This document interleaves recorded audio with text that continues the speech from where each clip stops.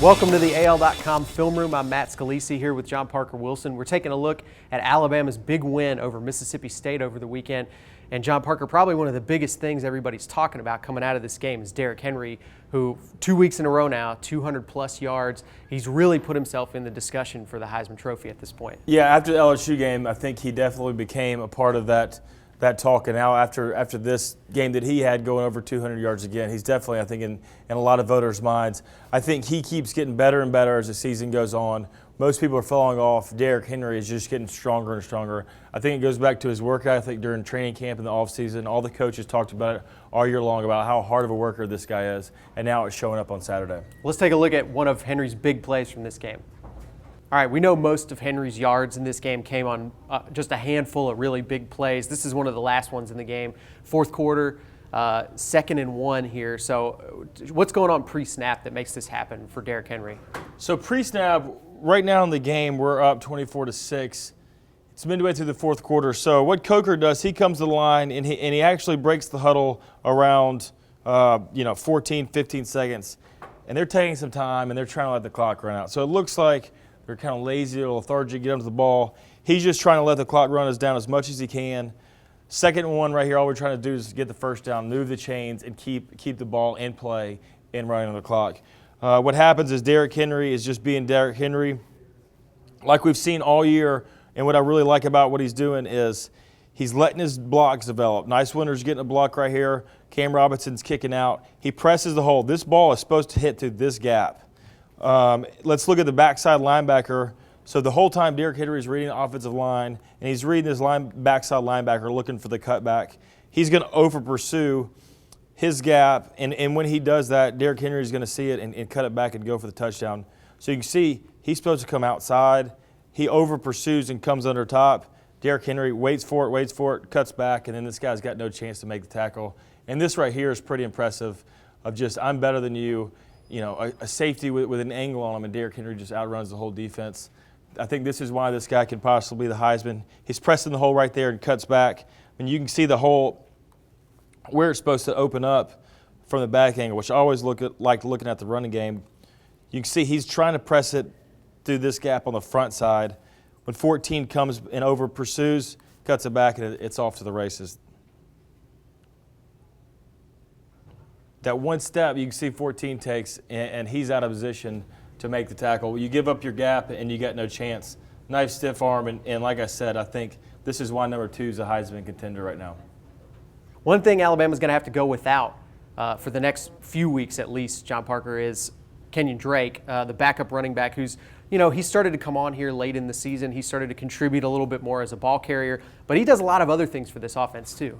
Yeah, it's surprising after seeing what happened on Saturday that they're even talking about him coming back in a couple weeks.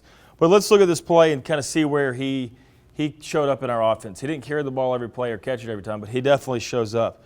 Just starting this play off right here, it looks great, but Mississippi State is actually terribly aligned, and the reason why our man Calvin Ridley's wide open. This safety is down, and he's covering the wrong side of the field. He's supposed to actually be down on the weak side. We'll see with the ball snapped that we're going to have 2 defenders in the same area. Both these guys are coming to flat up top. He's supposed to have the flat over here, and that's going to allow Calvin Ridley to be wide open. But watch Kenyan Drake peel back right here, and this is what makes this guy so special. He's working hard. He's picking up blocks. I mean, springing him free. That's a big-time block right there. And then we'll see our Darius Stewart come down the field, and this is just an effort play. This is why big plays happen, just like Derrick Henry making plays down the field. It's receivers blocking downfield is the reason these happen. Right here we'll see the safety. He's in the wrong spot. We got 2 guys up top, nobody down here. That's going to give us this 15-yard cushion from the safety. And after that, it's the blocking downfield that springs this for a touchdown. It's a good play because Coker sees that the guy's uncovered, but it's the guys downfield just hustling is why this sprung for such a long touchdown. Obviously, Derrick Henry having a huge November here for Alabama, but another group that's obviously stepped up in a big way, the defense. And those things are probably not unrelated entirely. No, they definitely are. So we're keeping points off the board from the opposing team. That allows us to run the ball more. We don't have to throw it 40 times a game. I think Coker's averaging around 22, 25 attempts a game so we can put the ball on the ground a lot more. Let's look at this series right here. It's second and goal from the 4-yard line. You know, as a defense, you're trying to get off with a field goal. You're hoping 3 points and it'll be a win for us. And this series just was good for us because we came away with no points. I know everybody's been getting on the quarterbacks for face guarding and not turning their heads, but Cyrus Jones does a great job of playing the ball, knowing where he's at on the field, knowing there's a big receiver coming after him and getting his hands in there. That's a big play by the guy. A lot of confidence going down. You can see they're just trying to throw the high point. He out jumps the ball, and he does it because he's in great position and gets his head around. Third and goal right here.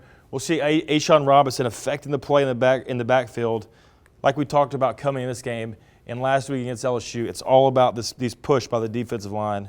We're getting on their side of the ball, and then once again, our freshman phenom, Mika Fitzpatrick, comes down, stops a goal line tackle. So that's 2 plays by young guys right there, affecting them in the backfield, and then Mika making another big play. The last play right here, we'll see once again we're getting in the backfield, 4th and goal. We're going to run the big guy. Darren Lake right here inside, he's pushing him. He's getting pushed on the offensive line, and then Dylan Lee's able to clean up the tackle. Huge stand by the defense. And right here in the first quarter, halfway through the first quarter, that's a lot of confidence. It gives you confidence on your defense the rest of the game and just momentum going that you're going to sustain for the whole day. So good for the defense to get a big stop like that, and obviously they played really well the whole day. 9 sacks on Dak Prescott, who's going to be a first-round draft pick more than likely. Big time for the defensive line to get in the backfield like that. Alabama with a FCS opponent this week.